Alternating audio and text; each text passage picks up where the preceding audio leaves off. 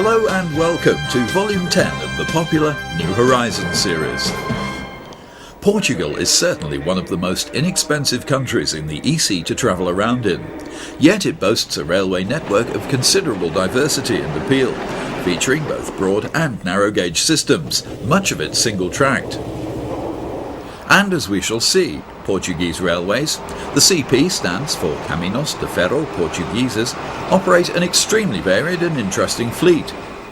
With a total population of only 10 million people, this lightly inhabited country with its extensive railway network has benefited from a considerable rise in rail investment, particularly since joining the EC.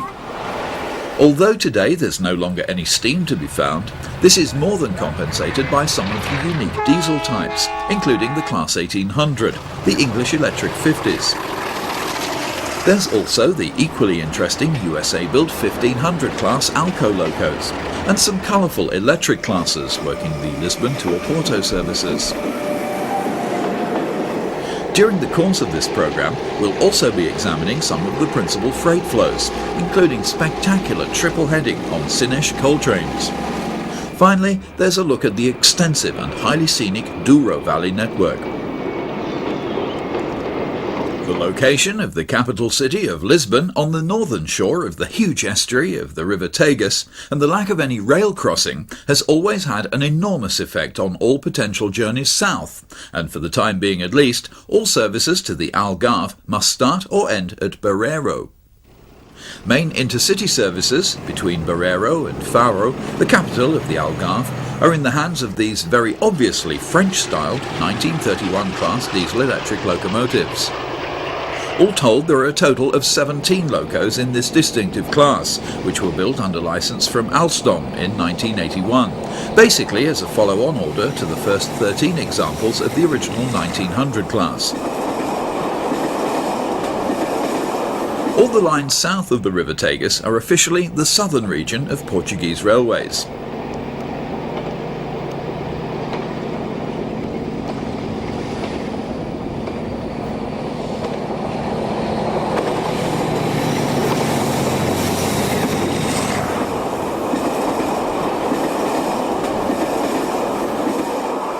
Although visually the same as the earlier 1900 class, the 1931 series differs in being fitted for electric train supply and having a higher top speed of 120 km per hour.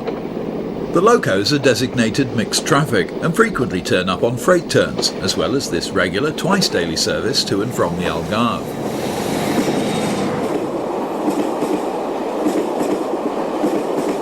This intercity service has only a few intermediate stops and is booked to cover the 288 kilometres between Faro and Barreiro in around 3 hours 40 minutes.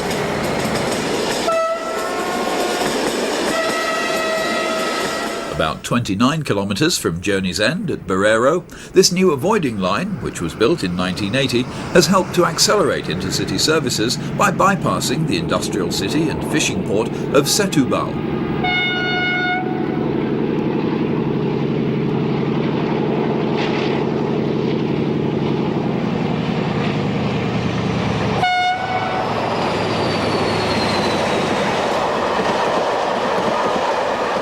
The end of the line, for the time being at least, is here at Barreiro, where it's necessary to catch one of these ferries to cross the mouth of the Tagus to Lisbon. Pleasant enough for tourists, but hardly conducive to high-speed intercity services.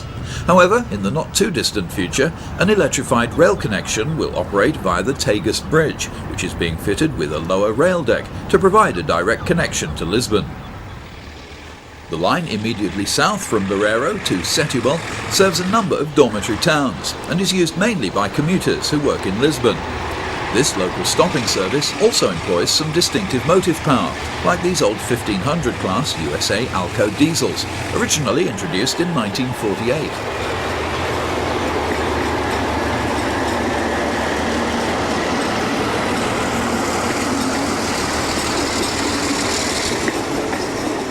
A few local services are also booked to run further south to Funchera, which involves crossing the River Shardo at the old port of Alcácer do Sal. These characteristic-sounding locos were given a new lease of life during the 1970s, when their original engines were replaced with more powerful Alco diesel engines.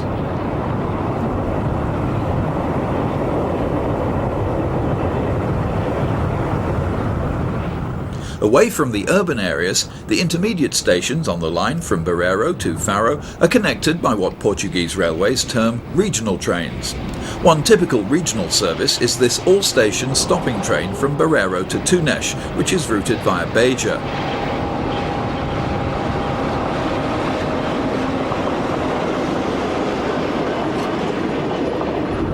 The level of service provided for this extremely rural area with its sparse population is very poor, with only a few stopping trains a day.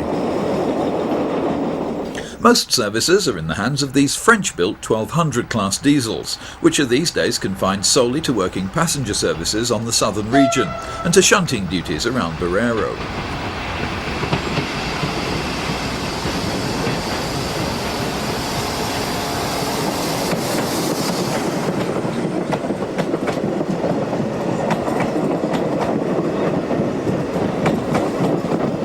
Elderly Swedish-built Nohab railcars are also used on some local services from Tunes to Funchera.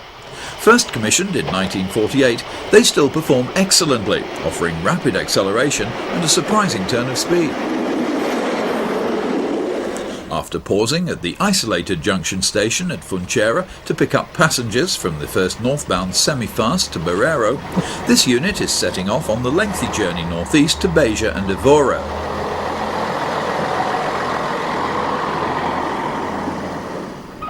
Incredibly, these elderly units, which feature both first and second class seating, aren't due for immediate withdrawal.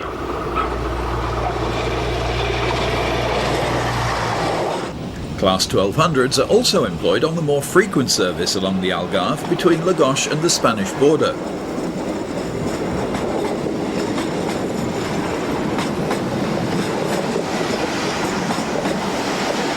This important coastal route provides a useful local passenger service for many of the principal resorts along the Algarve, as well as connecting with the intercity services at Faro and Tunes. Sadly, most of the tourist potential is lost, as nearly all tourists are taken from Faro Airport by coach to the holiday resorts along the Algarve. Although much of the route is slightly inland, there's a short section which runs alongside the sea wall near Faro. One of the main freight traffic flows on the southern region centres on a mineral branch to the pyrites mine at Neves Corvo, which is situated off the secondary line from Funchera to Beja. Recently, a new station avoiding curve has been completed, which will allow trains to bypass Funchera. But for the time being at least, after running into Funchera from Arreiro, just north of Grandola, with its load of sand and one wagon of cement, the loco will have to run round to gain access to the secondary main line to Beja. The sand is bound for Piotas, a short distance from the mine disposal point on the Neves Corvo branch, where it's used to infill at the pyrites mine.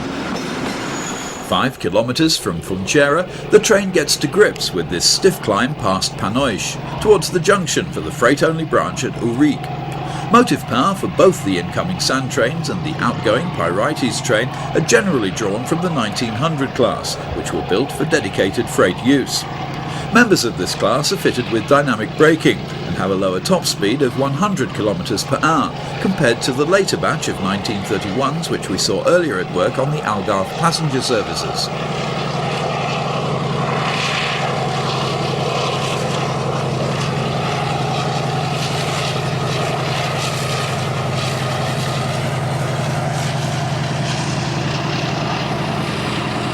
French parentage, with the styling by Paul Arzen, typical of so many locomotives in France, is clearly evident. Problems with the French diesels fitted to these locomotives has resulted in them being derated from their original 3,000 horsepower to 2,700 horsepower. The quiet country station of Urique is the junction where the lengthy Neves Corvo branch turns southeast off the main Funchera to Beja line. Most days there are 2 train loads to and from the pyrites mine. After dropping the incoming traffic, the 1900 then continues light engine for a short distance to the end of the branch to pick up this typical load of copper and tin pyrites bound for Praias Chado, near to Setúbal. Ulrich Station is well over 8 kilometres from the town it's supposed to serve, so it's hardly surprising that it sees few passengers for the twice-daily passenger service that remains.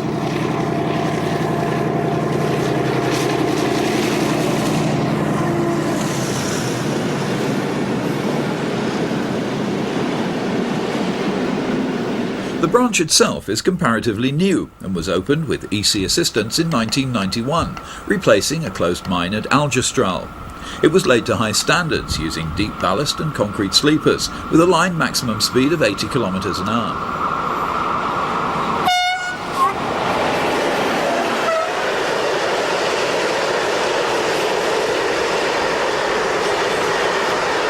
Such is the optimistic long-term future of this lucrative traffic, which represents around 8% of CP's total freight volumes, that the branch is scheduled for electrification around the year 2000, and tenders are currently being sought.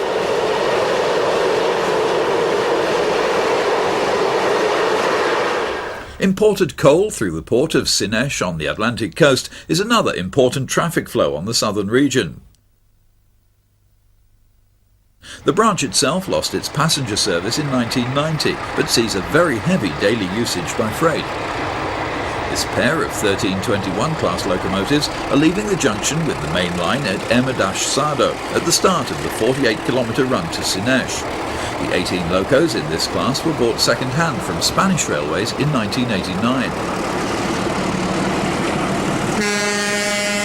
Pego Power Station is the main destination for imported coal, but there's also a booked daily working for a pair of 1321s to take a consignment as far as Setil, where electric motive power will take over for the journey to Sucelas or Macera.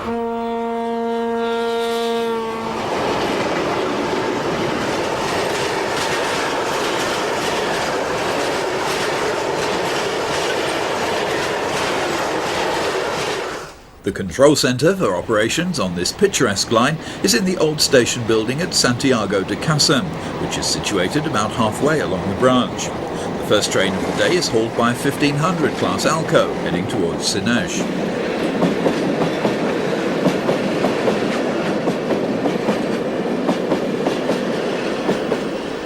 One of the regular daily coal trains is this short consist bound for the depot at Loulé on the Algarve.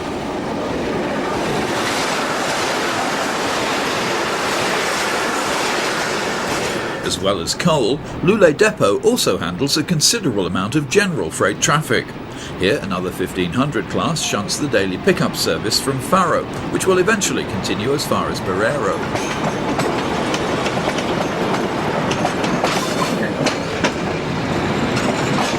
Amongst the regular traffic flows handled here is mineral water, no doubt destined to be consumed mainly by squeamish tourists, afraid to drink the local water supply.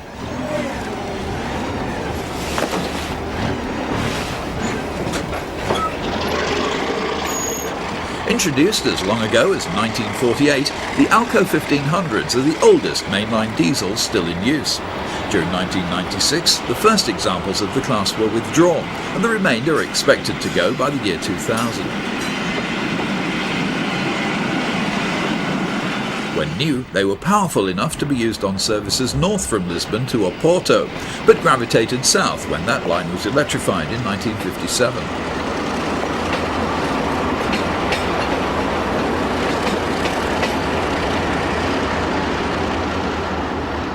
Typical American road switcher parentage is clearly apparent. After nearly 50 years of service, this class has certainly proved to be both reliable and extremely good value for money.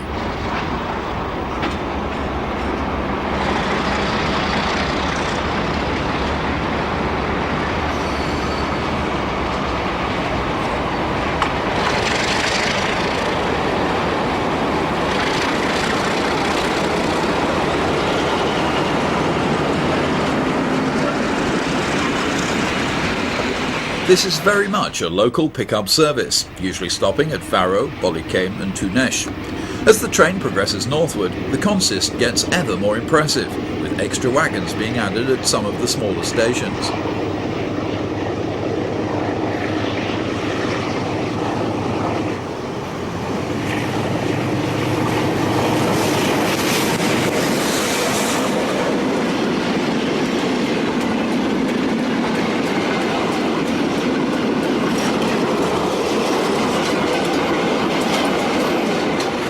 It's normal practice for the loco which brings the freight from Faro to come off the train here at Tunes, the main junction station on the Algarve with a branch to Lagos.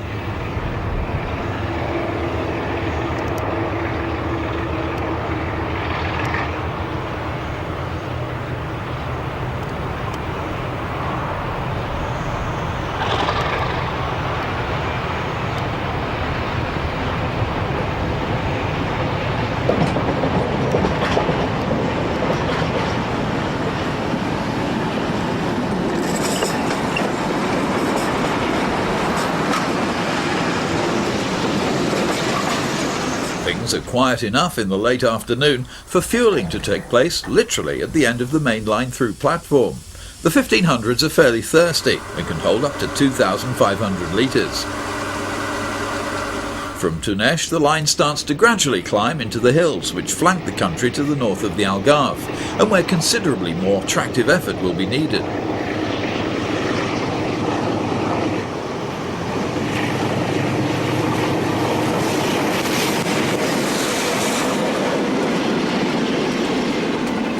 Late evening, this loco is booked to work as far north as Funchera, with the final portion being conveyed to Barreiro in the early hours of the next morning.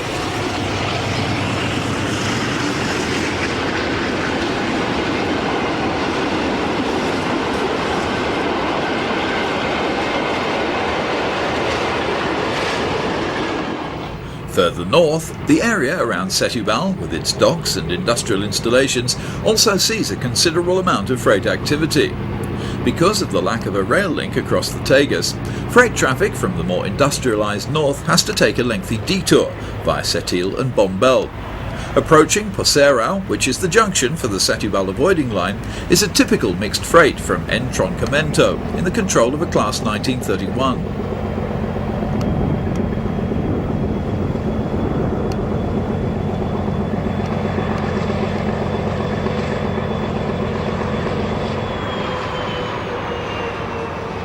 The steel coil in the first wagons has come from Palmita in Spain and is bound for the new Ford motorworks near Pinal Novo. At Porserão, the 1931 passes a stabled sister locomotive waiting for its next tour of duty. This is not a mixed train, and the passenger coach is returning to Barreiro after having its wheels turned at Entroncamento depot.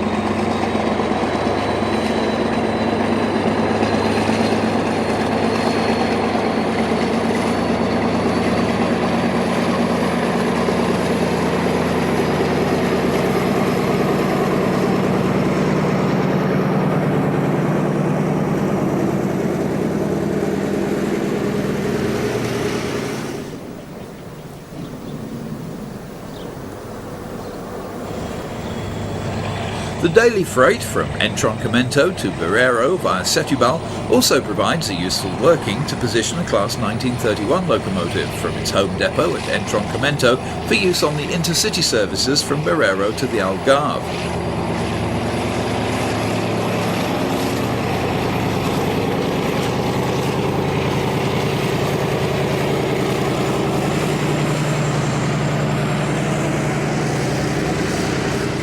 Pinal Novo, just 16 kilometres out from Barreiro, is definitely the hotspot on the southern system.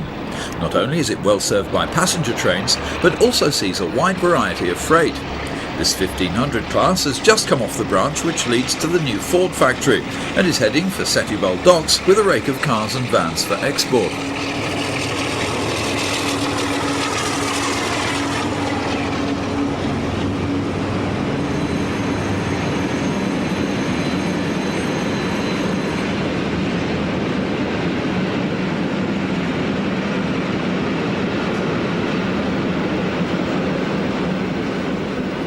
Branch serving the Ford factory opened in July 1995 and will eventually form part of the link to the new rail bridge over the River Tagus and to Lisbon, which is scheduled to be opened in 1998.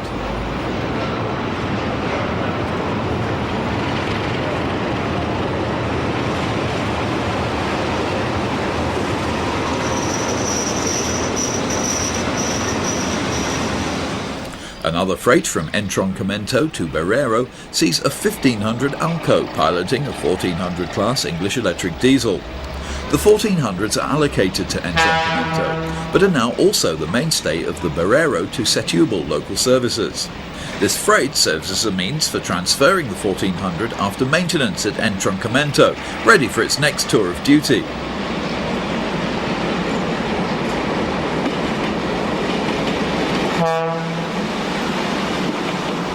Timber traffic is fairly substantial, amounting to some 10% of freight traffic. Approaching Pinal Nova from the west is a 1500 class Alco from Barreiro with a local service for Setúbal.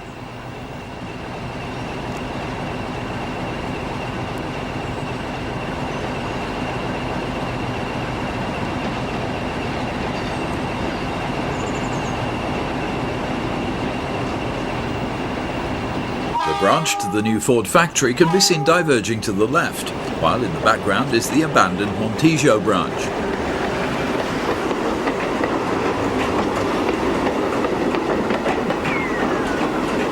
Pinal Novo, like many of the stations in Portugal, features specially commissioned tiled murals depicting local scenes. These often highlight some local noteworthy aspects of daily life, and have usually been produced to a very high standard indeed. Despite their age, and partly because of the favourable climate, most survive in first-class condition.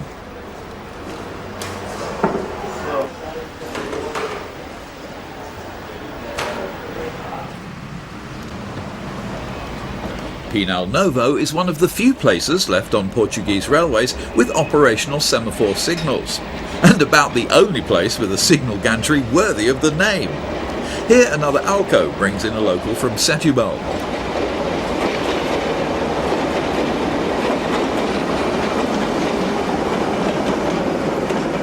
All signals are worked from this rather grand box. It was built in the early 1960s and controls only the immediate area around the station. This is in contrast to much of Portugal, where either new remotely controlled colour light signalling has been installed, or at the other extreme, movements within station confines are controlled by a linesman with a flag.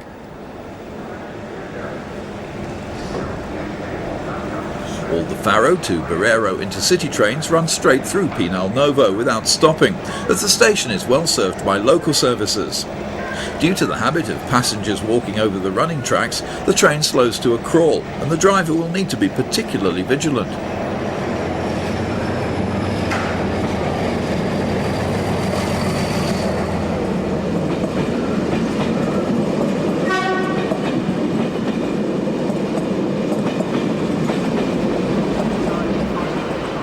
The Portuguese version of the old LMS Blood and Custard livery is carried by all older loco-hauled suburban coaching stock.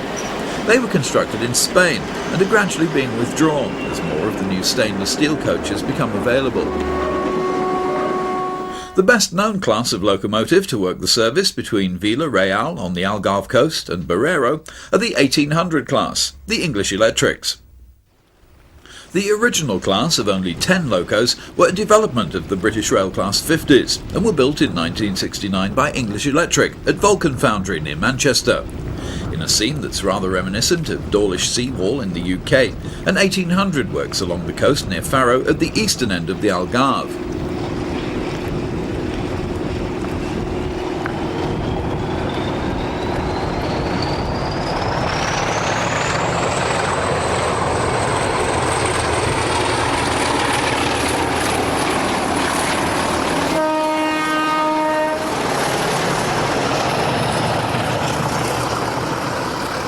Mornings at Faro provide the opportunity of seeing an additional 1800 hauled working, the once weekly Blue Train from Oporto in the north. This special overnight return working is provided mainly for the benefit of workers who live in the north but have found employment on the Algarve, although the car transporter tends to be used by a few tourists in the know to avoid a very lengthy drive. Many rail fans who are trying to combine a holiday on the Algarve with rail interests make their first contact with Portuguese Railways at Faro Station.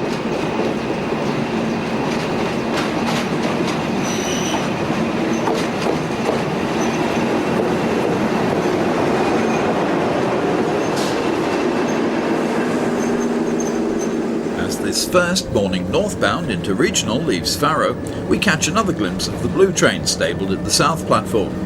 The Blue Train runs northbound on Friday, returning overnight on Sunday from Oporto, with the 1800 only coming on at Entroncamento. This loco will then join the regular pool to work trains to Barreiro. The 1800s provide traction for all the daily interregional services between Barreiro and the Algarve. This amounts to 2 trains which run during the day and 1 overnight service. They're basically semi-fast stopping trains, which are pathed in between the intercity and local services that we've already examined. All told, the regional and interregional trains account for around 13% of all passenger volumes. The cab layout differs somewhat from the BR Class 50 in having an instrument desk more in keeping with a Class 37 or Class 40 in style. Another major change is the continental style of driver's power controller, which is in the form of a steering wheel.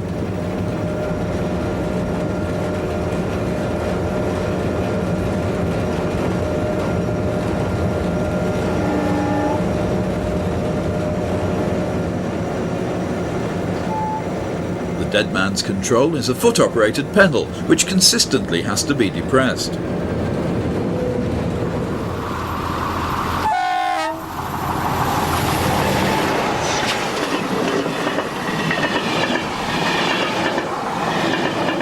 Although built new with vacuum brakes, all the class were subsequently fitted with train air brakes.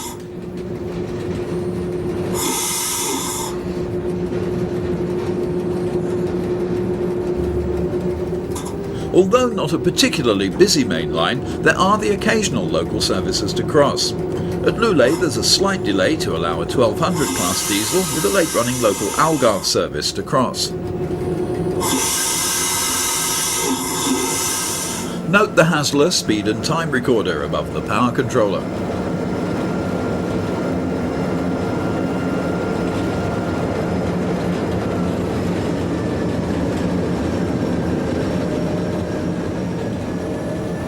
Despite their age, the locos are well maintained, and every effort is made to keep to the fairly tight timetable. The 1800s arrived on the southern region in 1979, and until the introduction of air-conditioned stock for the intercity services in 1990, they worked the faster intercity services as well as the interregional trains. Even today, their high top speed of 140 kilometers an hour, about 87 miles an hour, makes them the fastest diesels that CP own.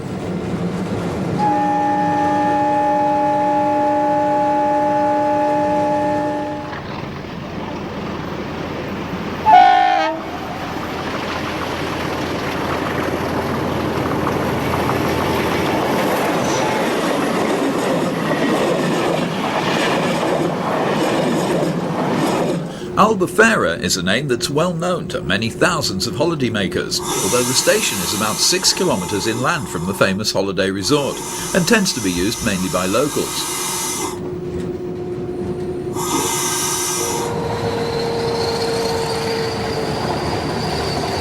As well as long-distance passenger services, the 1800s also take a share in freight activity south of the Tagus, as well as working a couple of diagrams on the Barreiro to Setúbal locals. The 9 surviving examples average 136,000 kilometers, that's around 85,000 miles a year, which is roughly the same as a Class 50 based at Old Oak Common used to manage.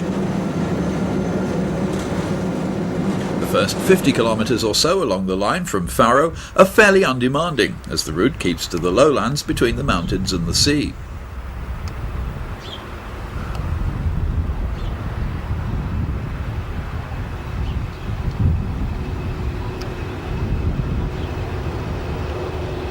At Tunesh, a portion of the train from La Gauche at the western end of the Algarve is added to the evening train bound for Barreiro.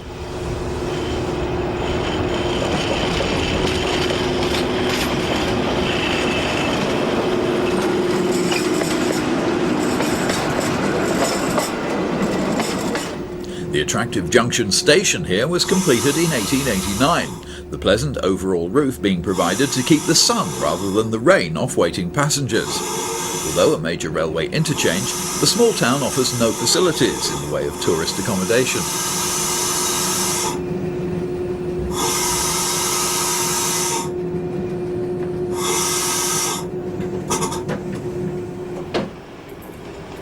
The Lagos portions are generally entrusted to 1400 class diesels, which are half-size Class 50s or beefed-up versions of the BR Class 20, employing the same basic power unit.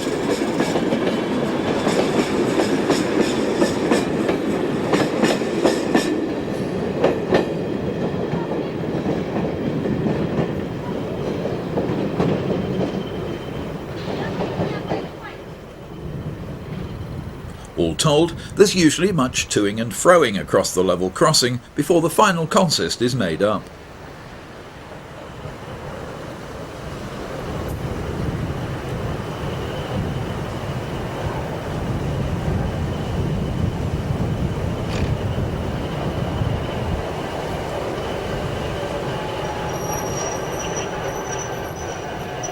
Eventually, though, the Class 1800 is able to pull forward to attach its train to the through coaches from Lagos.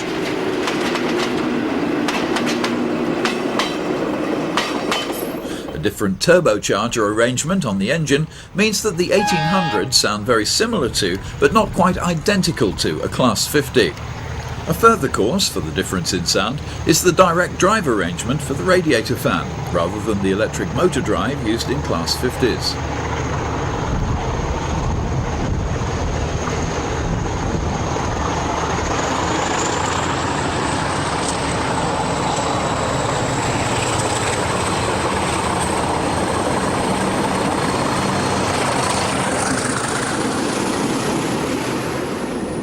The 1800s have undoubtedly been one of the best diesels that the CP have bought, although time could well be running out for them on these passenger turns. Current plans are to replace them with 1960s cascaded from the Vila Formoso line in June 1997. The 1800s will then be relegated to freight duties.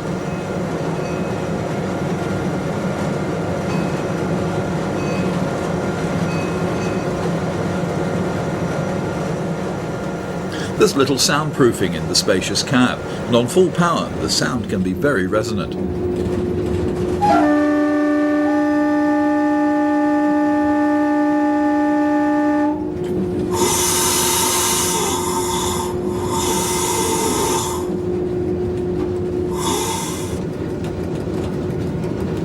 There's a distinct change in the scenery as the line starts to climb sharply towards the hills of Monchique and Santa Clara Saboya.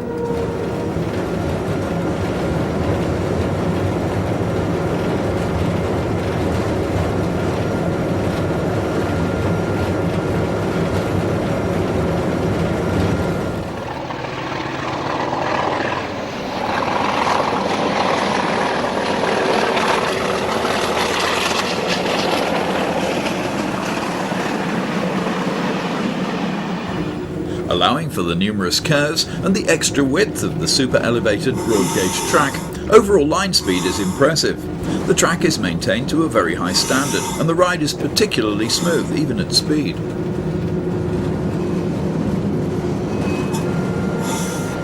Despite the very hilly nature of the terrain, there are only 2 tunnels on the line, including this short section near Santa Clara.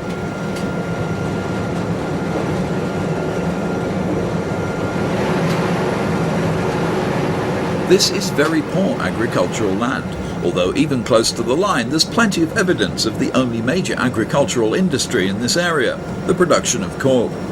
About every 10 years or so, large sections of bark are removed from evergreen oak trees and collected locally for eventual sale as cork.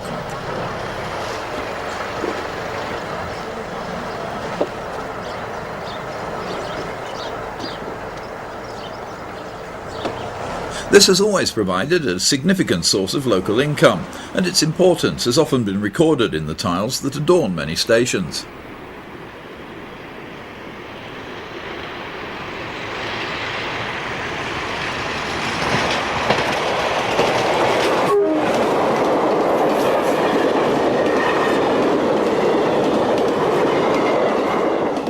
Both the English electric classes are fitted with the melodious two-tone Desilux horn arrangement.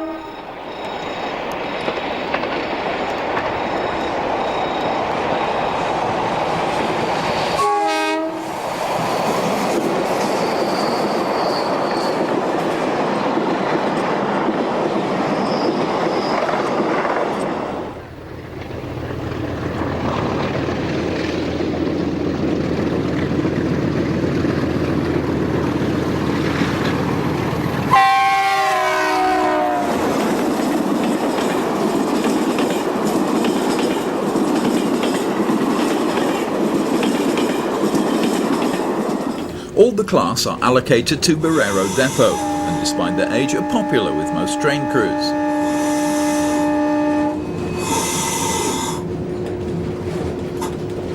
As distinctive from UK practice, the driver has the benefit of a wing mirror. Perhaps he's worried about being overtaken on the single track.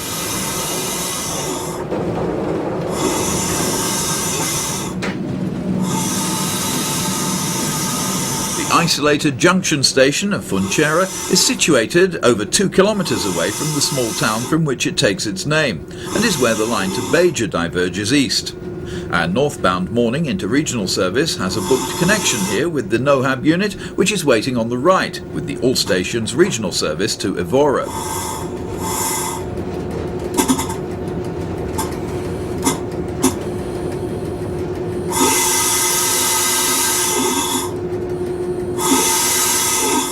Today's secondary mainline service to Beja follows what was originally the old mainline route to Barreiro. The impressive station here at Funchera was only built in 1919 and is a direct result of the present main line from Barreiro to Alcácer and Ermidas being opened to connect here in 1920.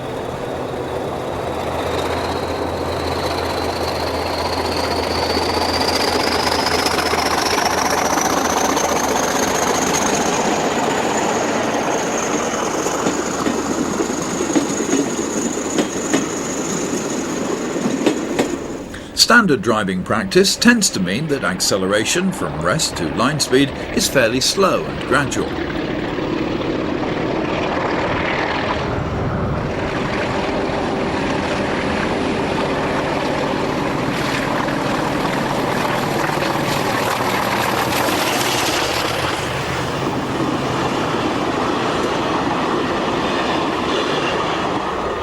Sado is another important junction where the freight-only line to Sinesh diverges to the west, and where the north and southbound morning interregional services are booked to cross. The southbound train is normally the first to arrive.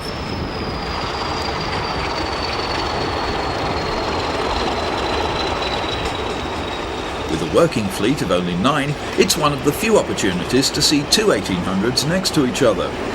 The missing loco from the original batch of 10, number 1809, was involved in a serious derailment in 1984. Although repair work did initially start at Barreiro Works, it was eventually decided to scrap the loco when the true scale of the damage to the bogies was finally discovered.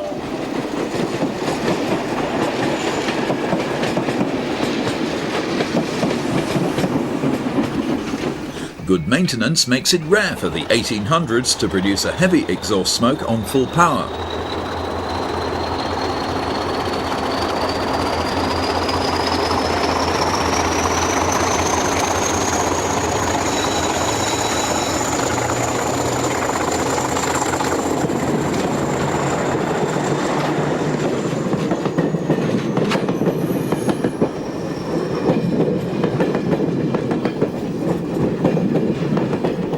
The line north from Ermidas benefits from recent colour light signalling installed in 1994 as part of a route upgrading that should climax with this route being electrified in the year 2000.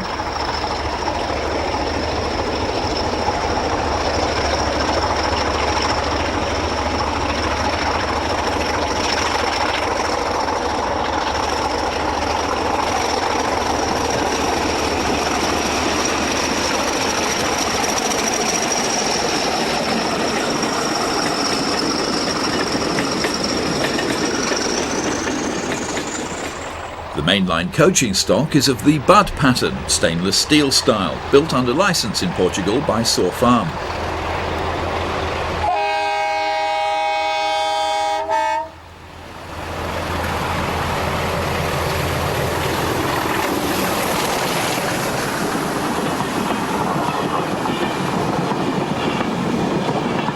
The similarity to the Class 50 profile is certainly very pronounced, as this 1800 departs Pinal Novo.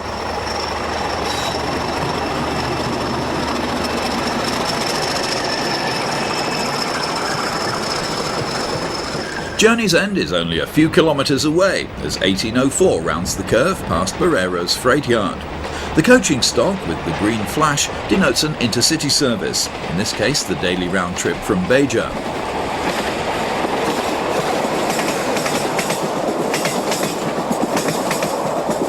The station at Barreiro is situated alongside the depot and works. All the class are fitted in the centre of the cab front with connections for multiple unit operation, allowing 2 locos to be driven from one cab, although in practice double heading of this class tends to be very rare.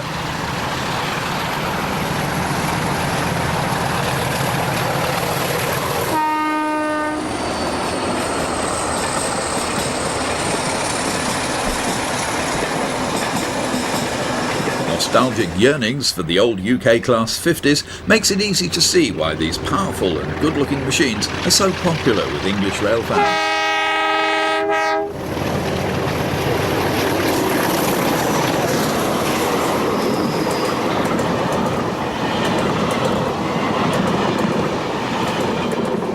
Perhaps what is strange is that this distinctive class, in its final sunset, has so far attracted comparatively little interest on the international rail tour front.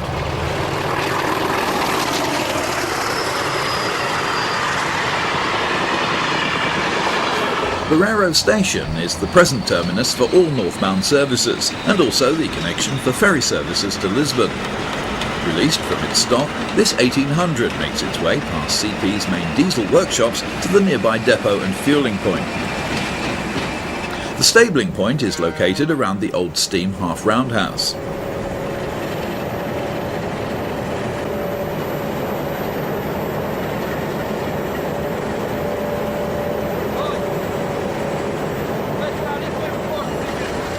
This 1400 has been prepared for its next turn of duty on a local Barreiro to Setúbal service, which the class took over working about 5 years ago. The centre steeple-type cab offers particularly good all-round visibility.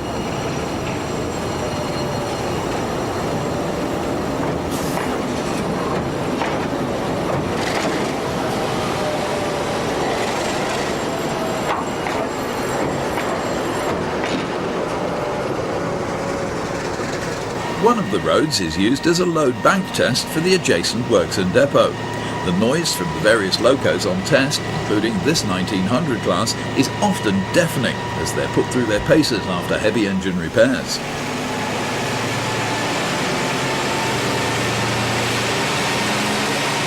This 1321 class passing by is quite clearly in need of some attention to its power unit. Obtaining quality spares from the USA for these comparatively modern locos has become something of a problem for CP. The maintenance facility at Barreiro comprises of both the depot and a separate workshop. Here, all classes, apart from the 1800s, are stripped down to the frames and totally rebuilt. The body structure on the 1800s doesn't make this possible. This attractive ex-Spanish Alco was bought for use on permanent way work and is currently under repair. Dividing the depot and works is this traverser. CP diagramming provides for regular maintenance and servicing for all diesels, including this 1500 here at Barreiro. This means it's common to see locos travelling in freight consists en route to the works. A total of 17 1500s were bought, split between 2 batches of 12 and 5. They were all re-engined during the 1970s.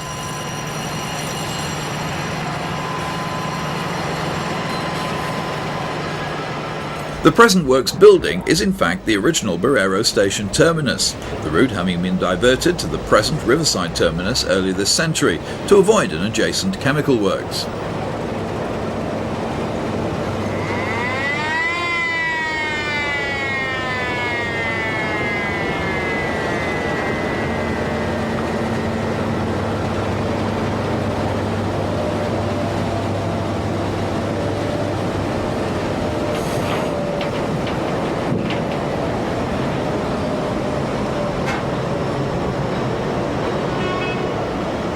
At the back of the works are several Whitcomb-built 1300s, which were contemporaries of the Alcos, but these were all withdrawn by 1987.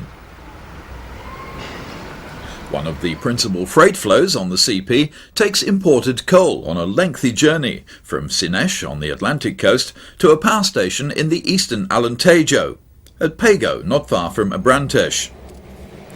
For the present, the heavy power station coal trains require triple heading on the steeply graded Sines branch itself, although double heading over the rest of the route suffices.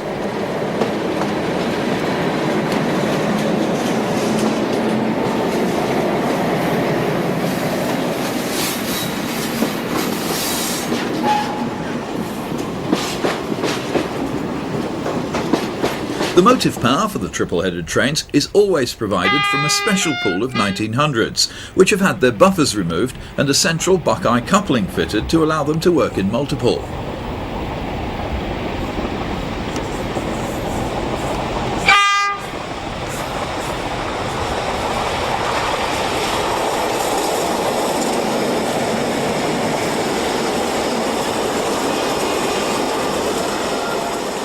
The coal import terminal is situated some way from the town of Sinesh and was purpose-built in the expanding docks area in the 1960s. To make this type of operation viable, huge quantities of coal have to be handled quickly and efficiently, so as not to delay trains on the lengthy single-track sections. Immediately after arriving, the CP locos are uncoupled and move off, allowing the covers to be rolled back before automated loading takes place.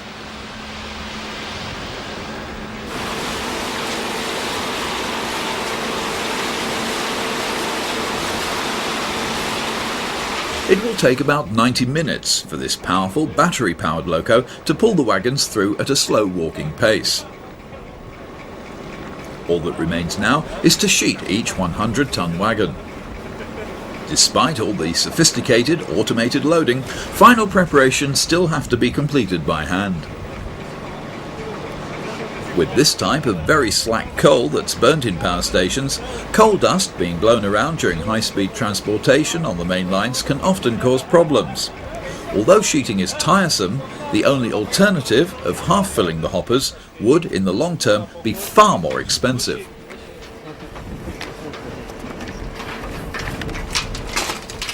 The climb from sea level is on newly laid track, built with EC assistance during the early 1980s. And despite being well engineered, the gradient out of Sinesh along the branch to the junction with the main line at Ermidash Sado will require the combined tractive effort of these three 1900 locos working in multiple.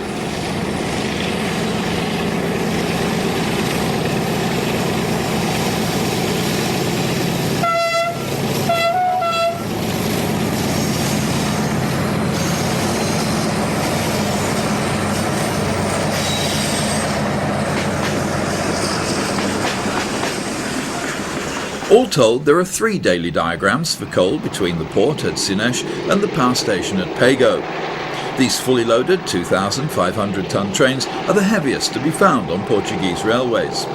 Shortly after leaving the reception sidings, the driver is able to accelerate away from the port at Sinesh and take a glimpse of the Atlantic Ocean before heading inland.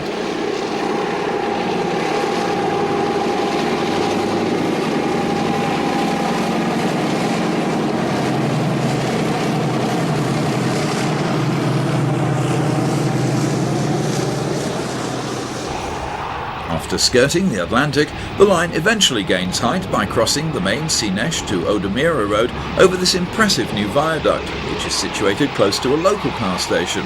This also consumes imported coal, but because of the short distance from the port, its feed is by a series of lengthy conveyor belts in tunnels.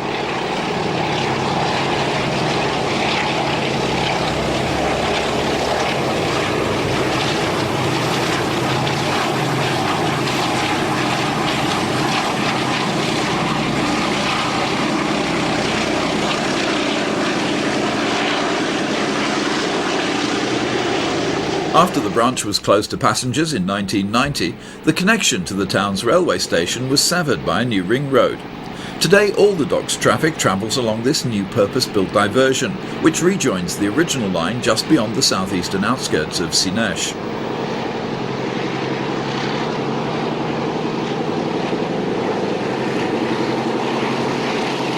The branch also serves an oil refinery which is connected via a lengthy spur, but at present most of its supplies are being sent out by road, and the line is mainly used to store redundant tanker wagons. Although closed to passenger traffic for 7 years, the station at Santiago do Cacém remains in extremely good condition, with no damage to any of its superb decorative tiles.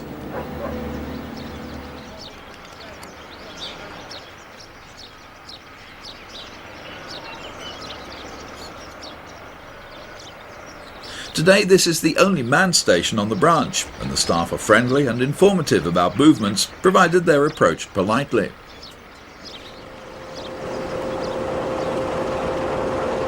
Most of the triple-headed trains work straight through to Ermidas, but often pass at least one other train, usually here at Santiago on this busy single-track line.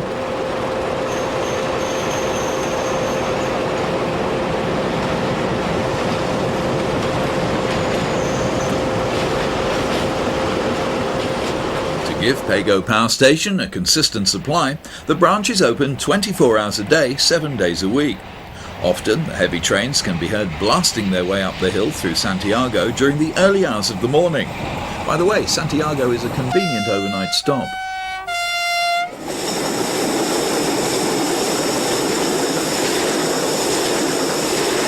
The abandoned station of São Bartolomeu de Serra, particularly considering it's not been used for nearly 10 years, is also still in incredibly good condition, with virtually no damage or vandalism. The continued use of the branch for freight only is much to the annoyance of some locals, who've made many representations to reopen passenger services.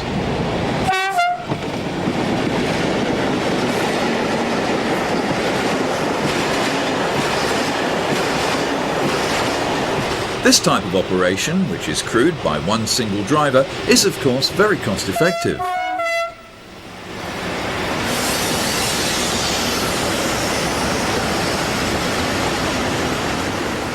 On arrival at the mainline station at Ermidas Sado, the leading locomotive of the trio is removed and stabled in the station. It will then be attached to the next empty working headed for Sines.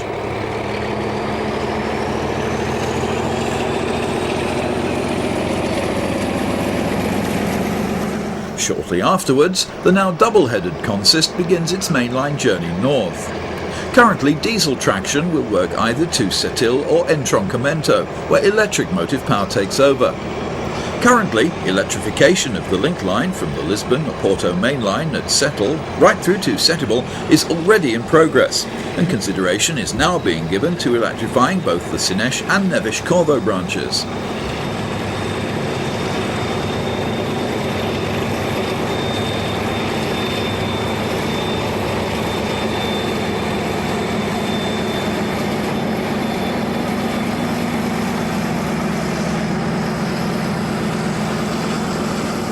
Powerful 5600 class of electric locomotives used on these services are the newest in traffic on CP.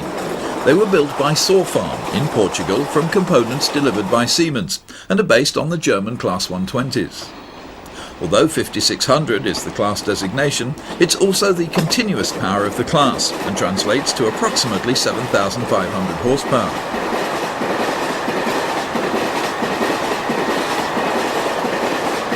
1931 at the rear of this train isn't a banker, it's merely a positioning move to avoid a light engine movement.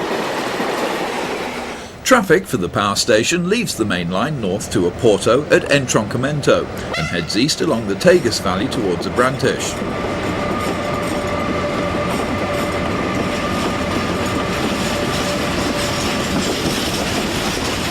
The branch to the power station, which runs as an 8-kilometre spur off the line from Abrantes to the Spanish border, was electrified during 1995.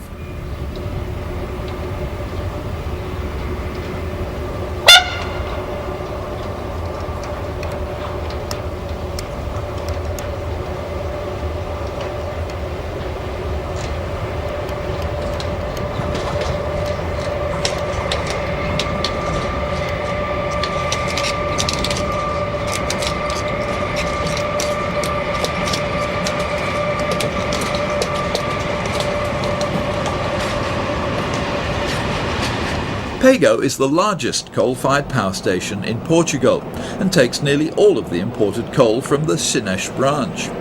The only other customers for rail-borne coal are two cement works at Sucelas and Maceira.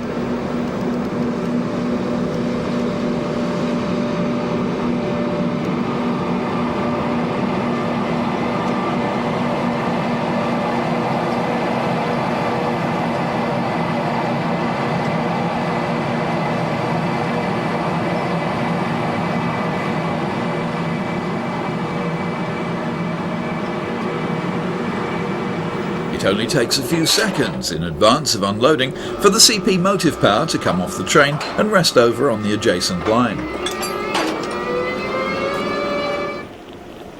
The wagons will be dragged through the discharge terminal by this unusual cable-assisted loading mule.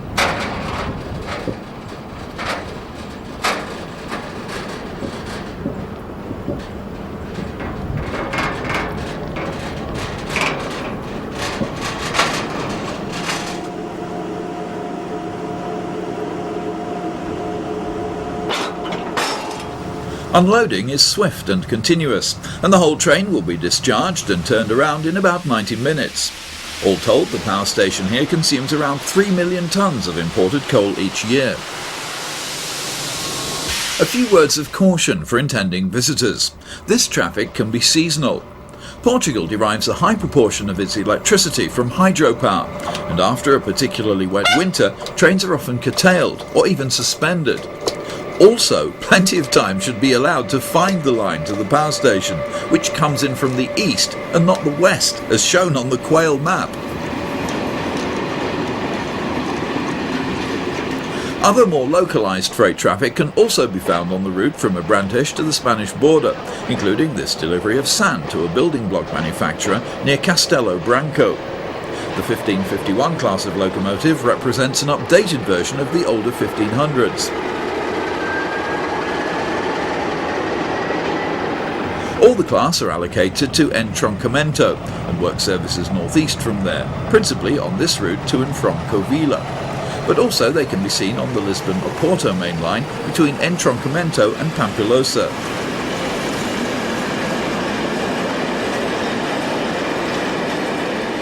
The view from the Vale de Prazeres on the line to Covila stretches as far as the Spanish border. Surprisingly, it's hilly enough around this part to even have a limited winter sports season. Today at Alpedrina, there are only a few passengers waiting for the afternoon train.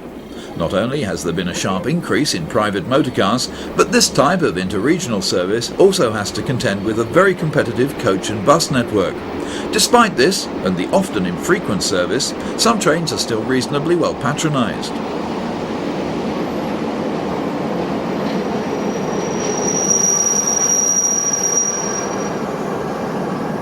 Another problem is that passengers wishing to go through to the end of the line at Guarda will have to change trains. This is because loco-hauled services like this are only able to work to Covila due to weight restrictions beyond there on the extension to Guarda.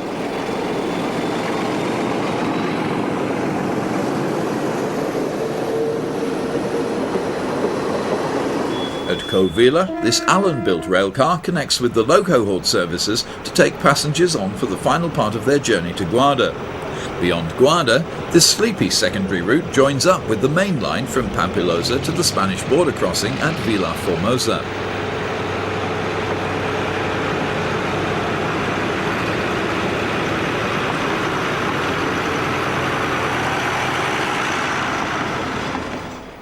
This cross-border line is currently in the process of being electrified as part of the new international route through Spain to the French border at Irun. For the time being, though, some of the local services on the route are entrusted to these Dutch 0301 class Allen-built railcars.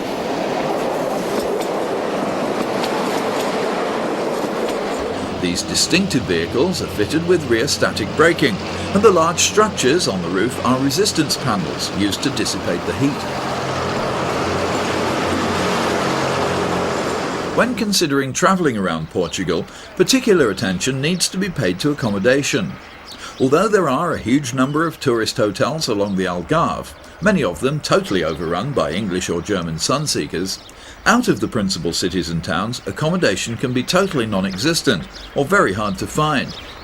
In an effort to at least partially overcome this, the government runs a chain of pousadas, although these work out as being more expensive than conventional hotels. In many areas, the only accommodation will be in very inexpensive penshows, which work out at around £12 per room per night.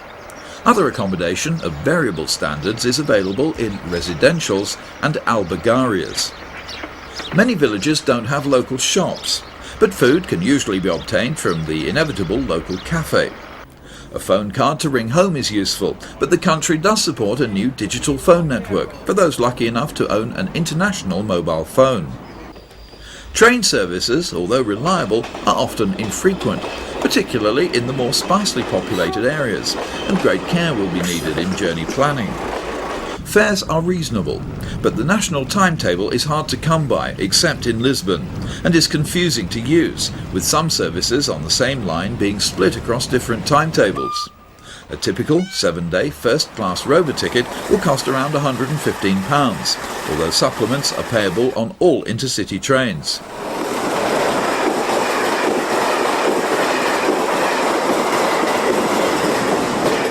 Car hire also is very good value, but Portuguese road maps, which are frequently out of date, leave a lot to be desired, and even the otherwise excellent Quail railway map has some mistakes.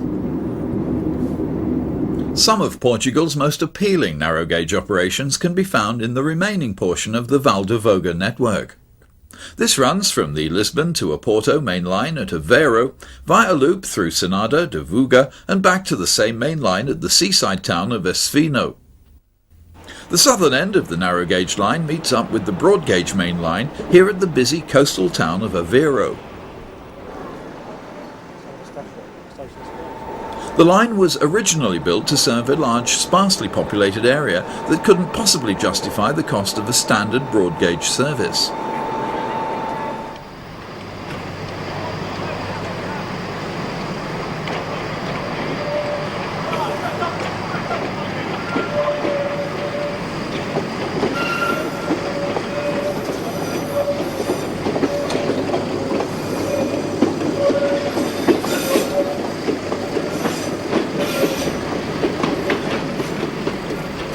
Three-car DMUs which were bought from Yugoslavia were refurbished during 1993, especially for use on the Val do Voga system, and the blue livery of these units is distinctive to this line. These units were refurbished at the brand new workshops at Castoes on the outskirts of Oporto, specifically for this commuter traffic in 1993. The Aveiro to Senada section passes through a very rural landscape, and the service frequency is not as great as on the northern section, from Senada to Esfino. The traditional diesel power on this system is still provided by meter-gauge versions of the standard-gauge Allen rail cars, which on some services tow a single trailer car. The line has always attracted considerable interest from rail fans, particularly during the later steam days. Today there's a small museum at Maquinata de Voga, which features both steam and diesel motive power that was formerly used on this system. As the driver approaches Senada de Voga from the south, the linesman's flag tells him that he's cleared for the final approach to the station over a very unusual bridge.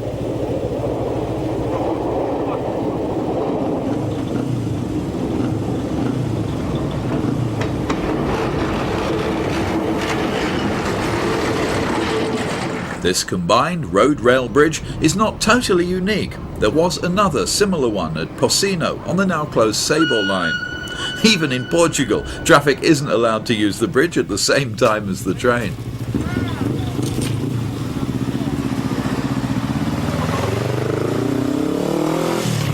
The network used to branch off east here at Senada de Voga for the important inland spa town of Visu.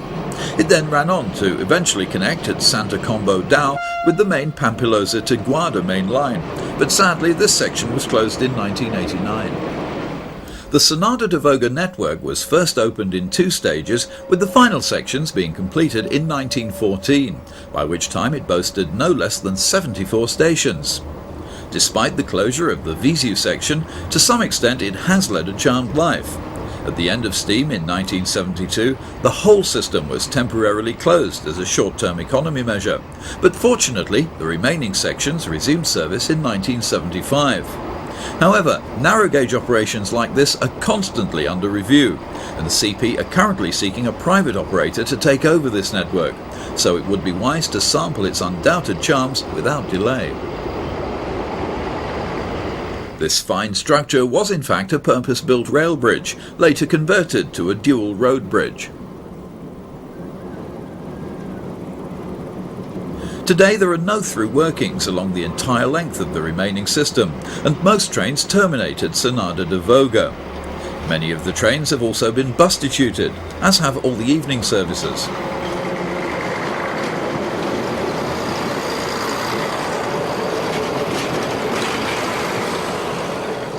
When the line to Viseu and beyond was open, Senada de Voga was a bustling junction station. Today the workshops and main depot for this small system are still based at this now sleepy station. Sadly, there's no longer any commercial freight traffic for this attractive 9021 diesel to work. Still, at certain times of the day the station can get surprisingly busy as stock is moved around to form the different services.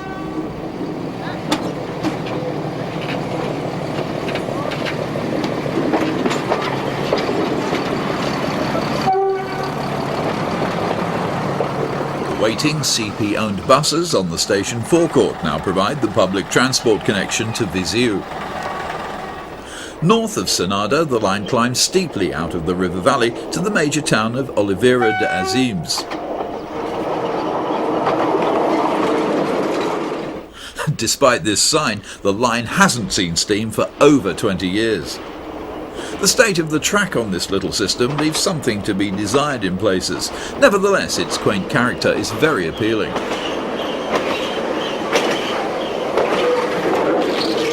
This section from Oliveira to Esfino does carry a relatively heavy weekday commuter traffic, which then feeds into the mainline services to Oporto. So the long-term future of at least this portion of the original network does look fairly secure.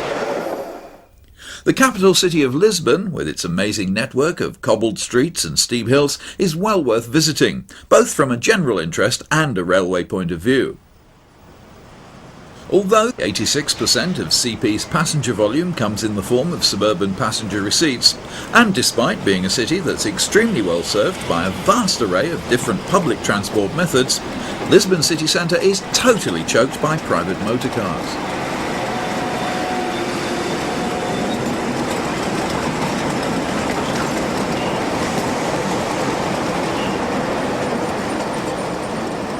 The Estoril line, which runs from Lisbon's Caix de Sodré station to Cascais and the seaside resort of Estoril, was the first section of the CP to be electrified during the 1920s, and it still employs 1500 volts DC overhead supply.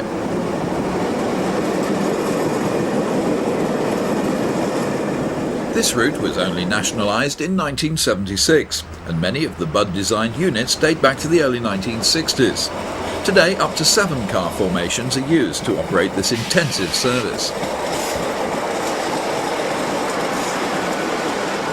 The route from Lisbon's Rosio station to Sintra was the subject of a full revamp during the early 1990s. New rolling stock was provided, built at the Sorfame works just outside Lisbon using ABB equipment. The line runs for 27 kilometres to the resort town of Sintra and was electrified as long ago as 1957.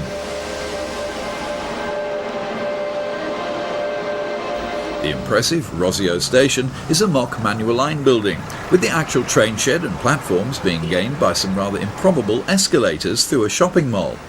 The station was built in 1910 and extensively refurbished in the early 90s.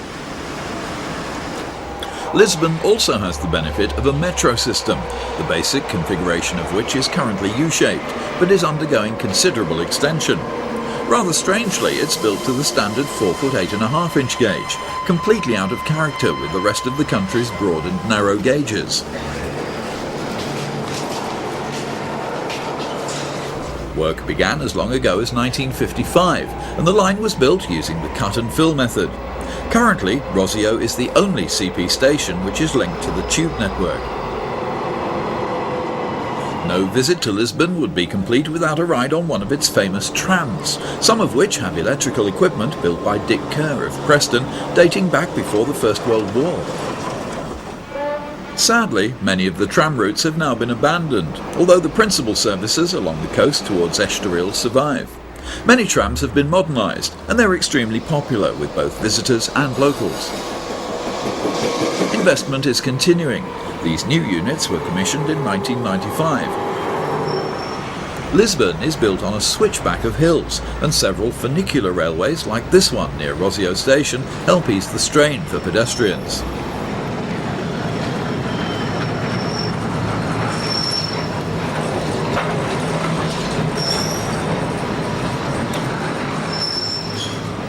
Santa Apollonia is Lisbon's principal station and the terminus for intercity services to Oporto and other parts of eastern and northern Portugal, as well as the international services from Madrid and Paris. Only 11 years separate the different design philosophies of these two equally distinctive generations of electric locomotives.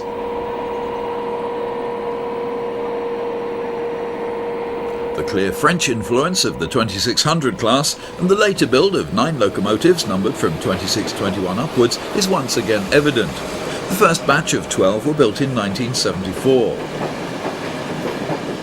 The 2551s, which were state-of-the-art in 1963, have the same stainless steel fluted body side as the Bud pattern coaches, giving a totally integrated and almost American streamlined look, albeit perhaps a bit dated these days.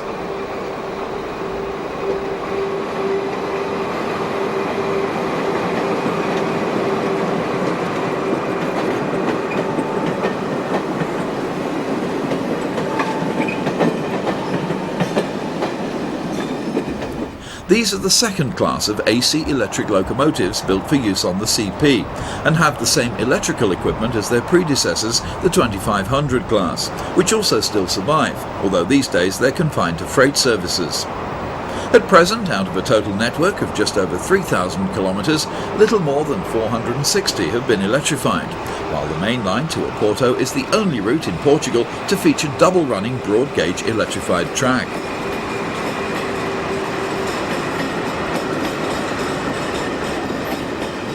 Portuguese Railways operates a car-carrying service for passengers travelling between Lisbon and Covilhã and the second city of Oporto.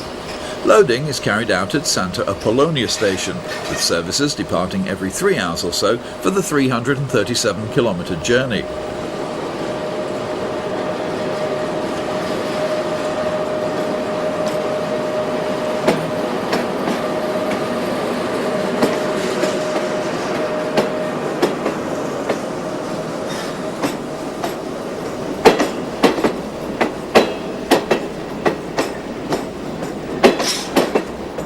The car-carrying aspect of the Lisbon-Oporto service is not particularly well patronised, as the journey time of nearly 4.5 hours is further increased by the extra time needed to load and unload the car transporter. In contrast to Swiss drive-on and off services, passengers here have to report several hours before departure, and then occupy themselves before the train sets off.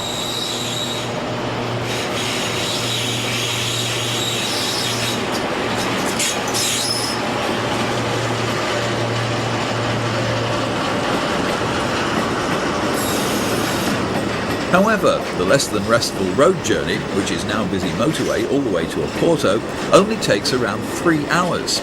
Sadly, a considerable saving on the total time taken if you choose to let the train take the strain.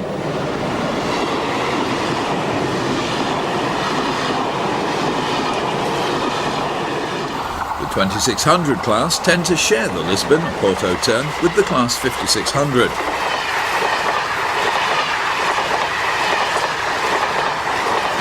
The services between Lisbon and Oporto comprise a mixture of both air-conditioned and non-air-conditioned stock, depending on the type of service. All the recently produced stainless steel coaches were made by Soffarm and are basically French Conrail coaches that are air-conditioned. Soffarm are now the only manufacturers of stainless steel rolling stock in the world, and have recently even made some body shells for export to California.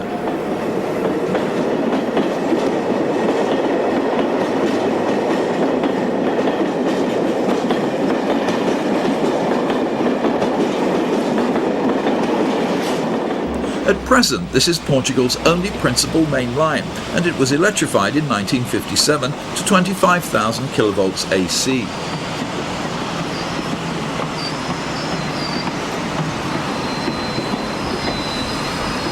Through services from Madrid-Marval means that some Spanish coaching stock works through to Lisbon on the Sud Express, while other Spanish coaches are merely hired in to help with a temporary shortage of rolling stock. Railways were late arriving and generally slow to develop in Portugal, although the potential of this route north to the second city of Oporto was quickly realised. The first part opened in 1856 and continued in stages until Oporto was reached in 1865.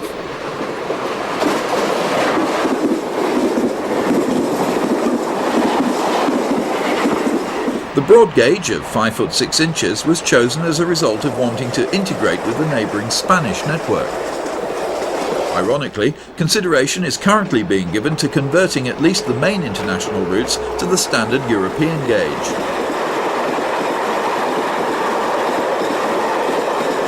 At present, intercity services like these only account for 1% of total passenger volumes. However, 1998 should see the introduction of Fiat-built Pendolinos, or tilting trains, over this route. This will offer a reduction in the Lisbon-Oporto journey time from the present 3-hour best to around 2 hours, and hopefully a big increase in passengers.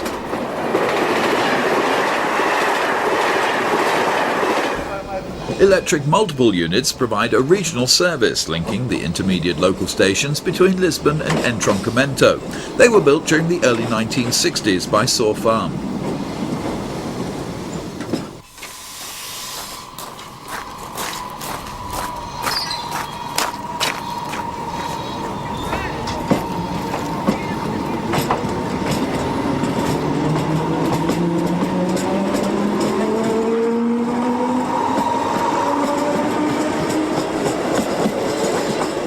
The 2600 class have a dual gearing arrangement so that they can provide either high-speed passenger haulage or extra tractive effort for freight use.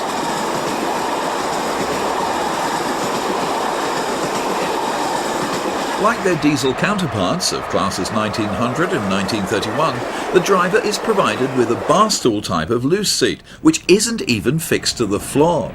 Understandably, these are not very popular with train crews, and after many complaints, CP are now to equip these locos with conventional fixed seats.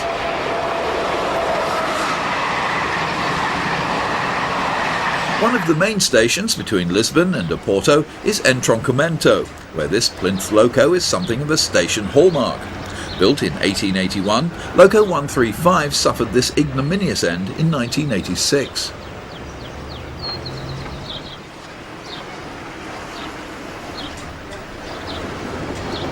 Entroncamento literally means junction in Portuguese, and this is very much a railway hotspot, with services passing through on the Lisbon to Oporto main line, as well as serving the branches which head off east from here towards the Spanish border.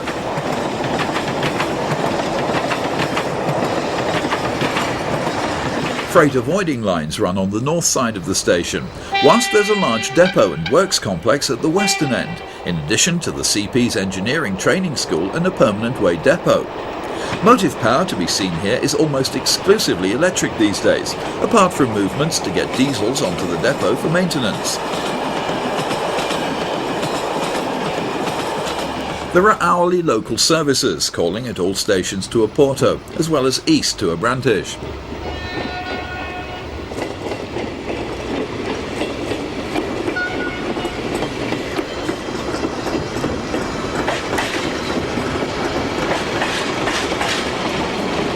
All this fleet of EMUs are maintained here at Entroncamento, which still supports a considerable railway workforce, in addition to being the outer limit for commuters from Lisbon.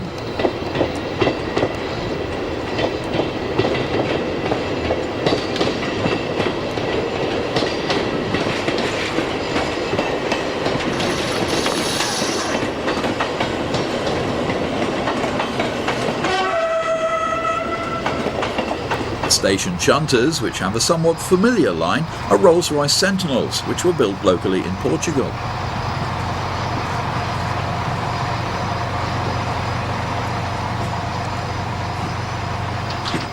The main line from Oporto to Lisbon is Portugal's busiest freight artery, and a tremendous variety of traffics can usually be seen on most weekdays, including wood from the Alentejo region.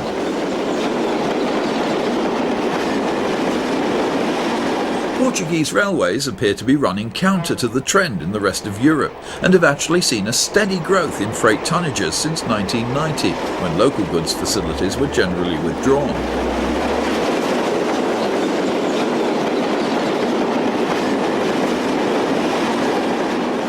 Although built initially to match passenger rolling stock, these days the 2551 class are often found employed on freight workings, including this southbound trainload of hoppers near Villafranca.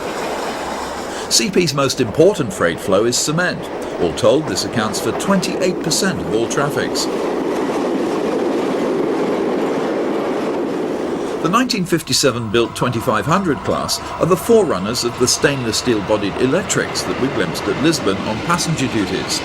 All 15 of the 2500s are now confined to freight duties. Not all the 2500s, like this one on a northbound aggregate train, carry the standard livery. This is a comparatively recent variation in paint style.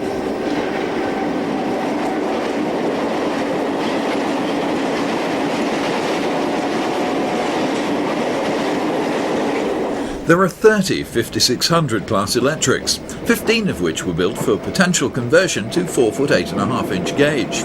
Spanish Railways also have an identical class of locos.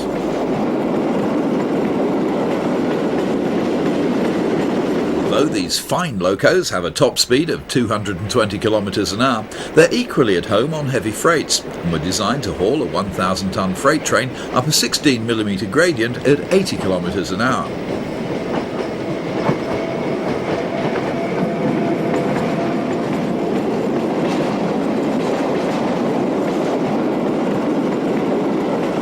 The class is based on what Siemens call their Eurolock design and were first introduced in 1993. The target annual revenue earning distance is 240,000 kilometres, at a predicted failure rate of one failure every 250,000 kilometres, offering 92% availability. 5601 is named Entroncamento after the depot and is the only named CP locomotive. This pair of English Electric 1400s are approaching Oporto's Campana station, having just crossed over the river Douro. Only the first 10 of this class were built at Vulcan Foundry, the remaining 57 being assembled at Saw Farm, using components supplied from Britain. They are the most numerous locomotive class found on the CP and have been very successful.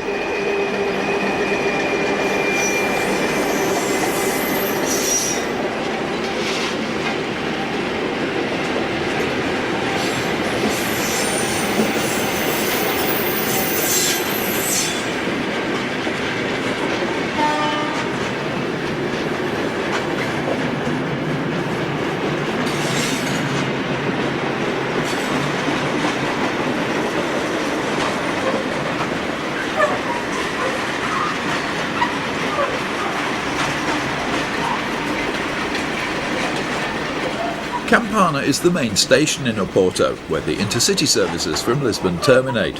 For such an important town, the station, which was rebuilt in the 1960s, is rather plain. No need for footbridges or subways here. Campana is a through station, but only trains from the north are able to continue into the city centre to use the terminal at São Bento station. Local services for commuters are mainly in the hands of these 2151 class EMUs. This is a typical all stations outer suburban from Aveiro.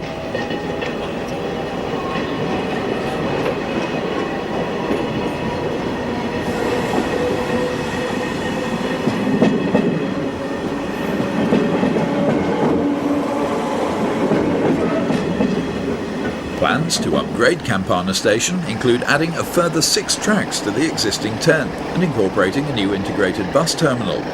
1400s working services through from the Douro Valley with their red and white Swiss-built coaches all call at Campana.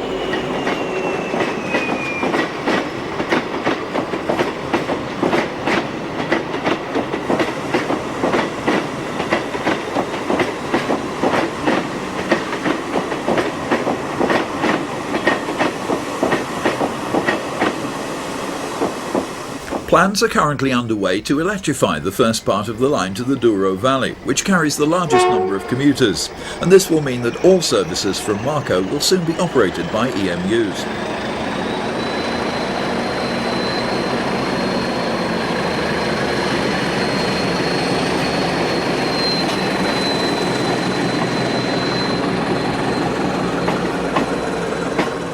This corridor, linking the western end of the Douro to Oporto, generates enough traffic to warrant 1400s working in pairs on many of the morning and evening peak trains.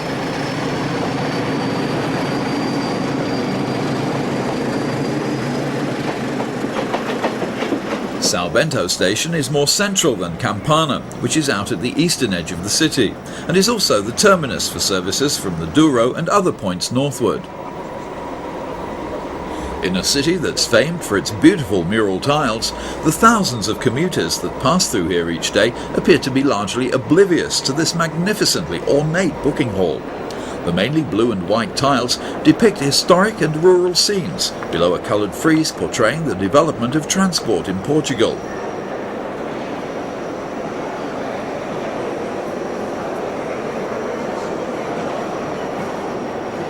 The tiles were painted in 1930 by Jorge Colico, and today are something of a tourist attraction.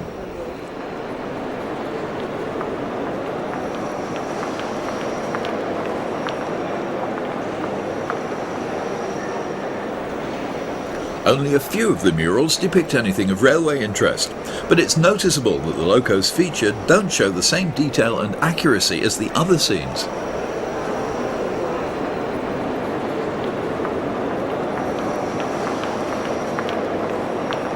As well as services to the Douro Valley commencing here, trains which are generally DMU worked also depart for the north, to Viana do Castelo and Valença, and then on over the border into Spain. The station also handles a heavy suburban traffic from the Oporto hinterland.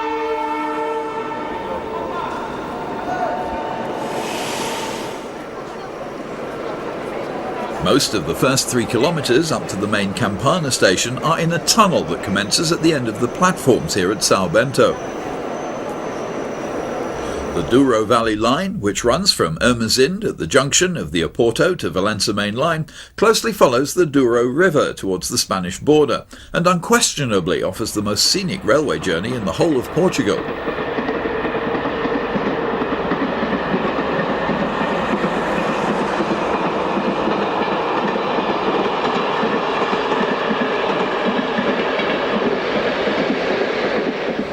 Régua is an important staging point about halfway along the route. It's the end of the Oporto outer suburban network traffic, and is also the terminus of the meter gauge branch from Vila Real.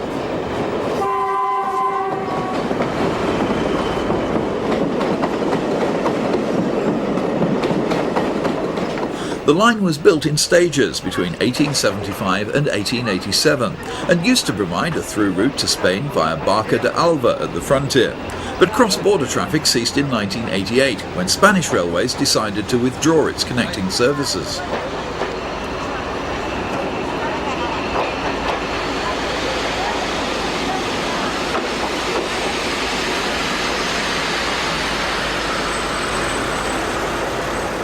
Although the turntable at Régua is still in use, most of the roads which lead off it contain dumped meter-gauge steam locomotives, which last saw service during the late 1970s. 11 examples remain, although 2 have been bought privately and restored for service in France and Austria.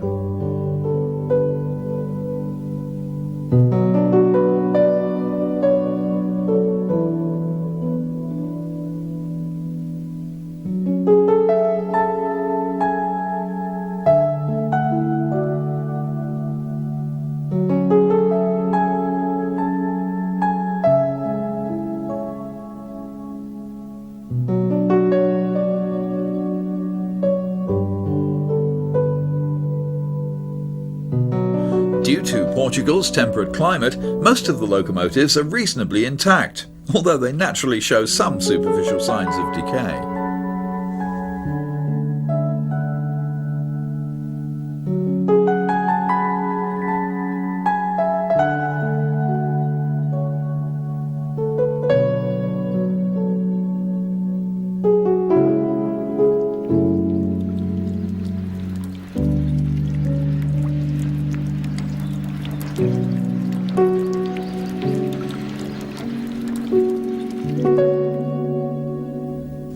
The Douro was one of Portugal's last broad gauge routes to retain steam. During the late 1970s, this line in particular became very popular with many hundreds of European railfans. Starved of steam on their own national networks, they were able to find plenty of everyday action here. During those last days of steam, crews were always willing to turn locos to order, and were often just as pleased to share a glass or two of the local wine. All the broad gauge locos, apart from a diminutive 040 well tank, were oil-fired. This is the daily mixed Porcino to Regua, shown in the timetable as the misto. The strange fanning of the smoke is caused by a block of wood pushed across the chimney to deflect the smoke when running under electric wires. 6 members of this class, including 292 passing over the River Tua, were fitted with smoke deflectors. Such was the leisurely progress of the railway back in 1973 that this particular train was booked to cover 107 kilometres in 4.5 hours, although on this occasion it was an additional 3 hours late by journey's end.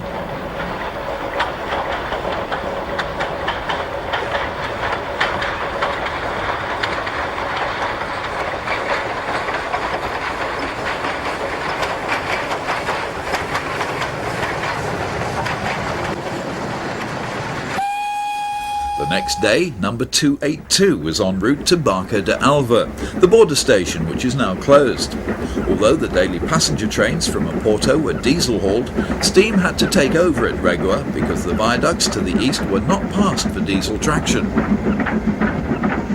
Sadly, despite recent efforts, there is no sign of any preserved mainline steam in Portugal at present.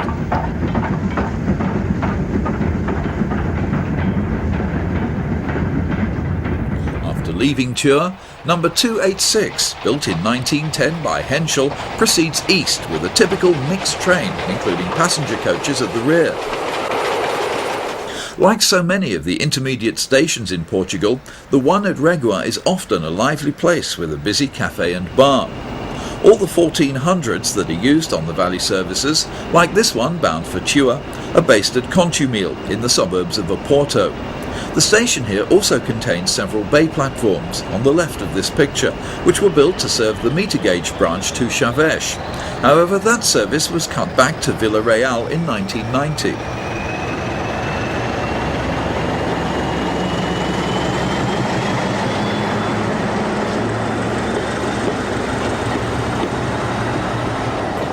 The narrow gauge line to Vila Real follows the valley of the River Corgo and is worked by these interesting units that were bought from Yugoslavia. Originally built in the 1960s for the 760mm Yugoslavian gauge, they were converted to meter gauge by CP in the 1980s.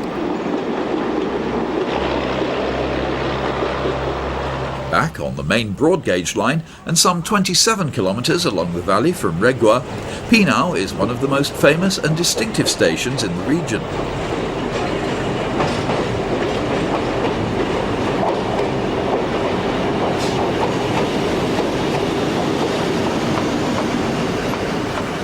The station here is renowned for its tiled murals, which attract visits from tourists not even travelling by train. The scenes generally depict wine growing.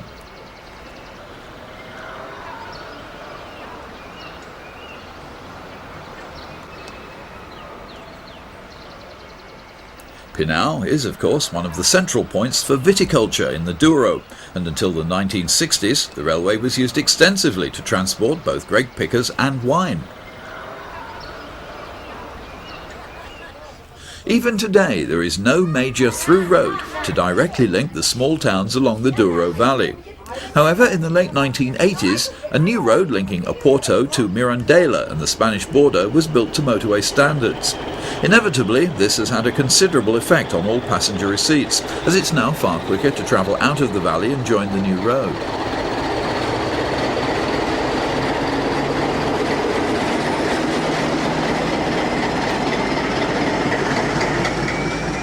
This is one of the most impoverished and isolated parts of Portugal, where the way of life for many agricultural workers has literally not changed for many centuries.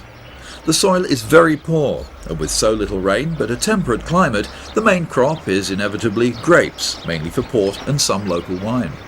Just before Tua station, the River Tua enters the Douro. It's still just as attractive as during steam days, when this was one of the favourite locations on the line.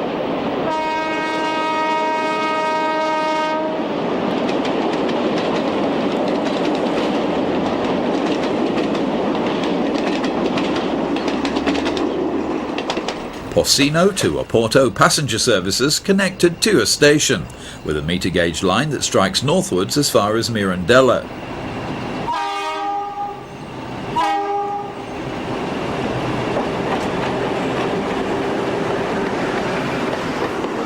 Although nowhere near as popular as in the late 1970s, nevertheless at certain times of day this isolated station can still be surprisingly busy with transferring passengers. All the infrastructure relating to the transfer of freight between the meter and broad gauge, including derricks and wagon turntables, remain in place. However, the freight services have long gone. The service to Mirandela is the last of the narrow gauge lines to retain loco-hauled trains, although railcars were being introduced towards the end of 1996. This is one of the 10 9021 class locos built in 1976. The line climbs steeply out of Tua station, running parallel with the broad gauge line to Regua before branching off to the north. With comparatively lightweight coaches in tow, the 9021s, which are fitted with 1,000 horsepower Alston diesel engines, are well equipped for the steady climb.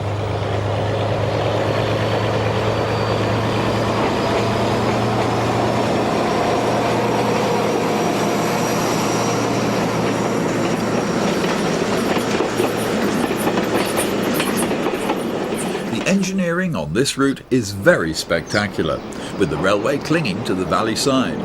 Of necessity, speed is low, and the 54-kilometre journey to Mirandela will take around 2 hours.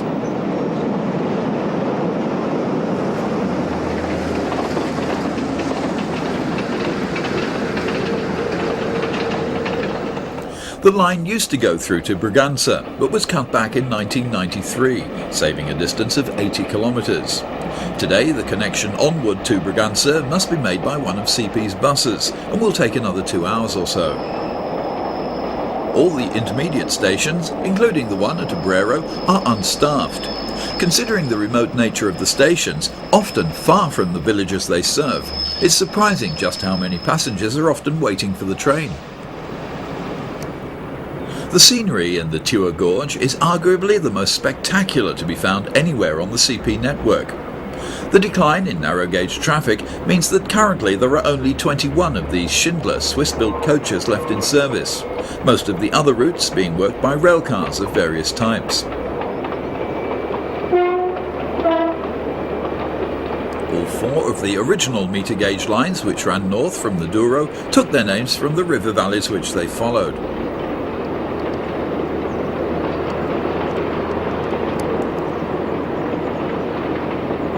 Although unstaffed for many years, Brunhilde still looks spick and span for the occasional customer who cares to walk the 3 kilometres from the village along a very rough and muddy track. The 10 examples of the 9021 class of diesels are now the only meter gauge locomotives retained by the CP, an earlier batch being sold to Angola during 1994. 5 are based here, and the others are scattered around the remaining narrow gauge lines for works use.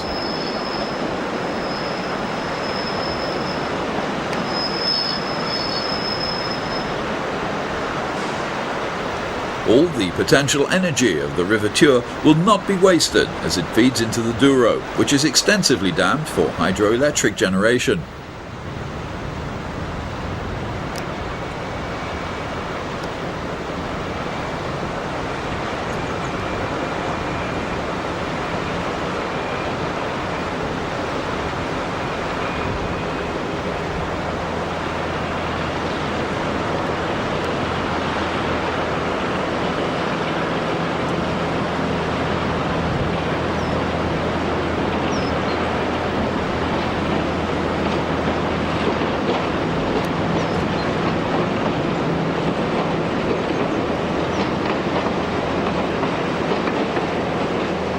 The goods van is carried on all services and is quite heavily used for parcels traffic to Mirandela.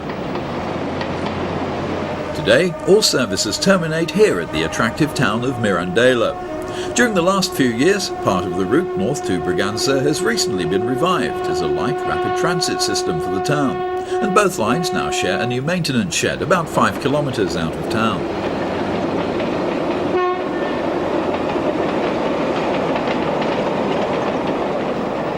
traffic on the main Regue to Porcino broad gauge line has also had to adapt to some major changes, and the original Ferradosa station is now stranded on the opposite riverbank to the line. It's nearly 20 years since the new deviation was built, but the original bridge abutments across the river at Ferradosa are still evident. The new route became necessary because, during the 1970s and 80s, one of the numerous new dams was built close by, considerably raising the level of this part of the river. Here, the first Oporto to Porcino service of the day negotiates the new alignments at Ferradosa.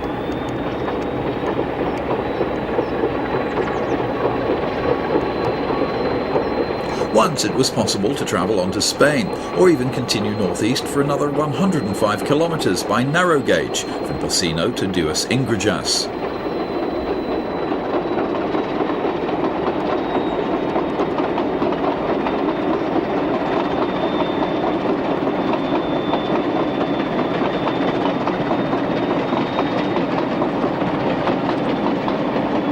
Incredibly, some freight traffic in the form of cement survives to travel along the full length of the Douro to the terminal at Porcino. The ubiquitous 1400s also have charge of all freight services along this route.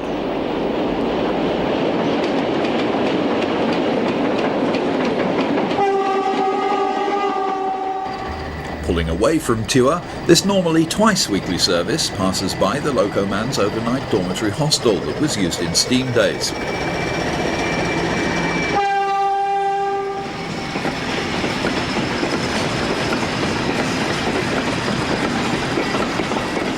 Today, Porcino is a sleepy station where all services, including passenger, must terminate. Its role as an interchange station to Duas Ingrejas is now just a ghostly memory, as this line was closed in the late 1980s. We hope that you've enjoyed this look at the railways of Portugal. The Portuguese railways are presently undergoing tremendous change.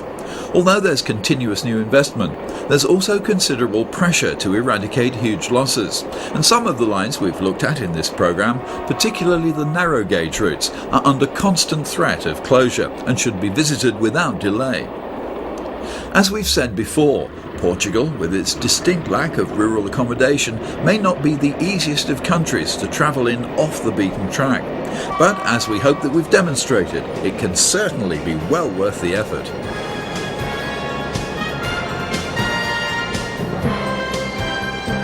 Be sure to look out for the next volume in this exciting series, which features Switzerland. Bye for now.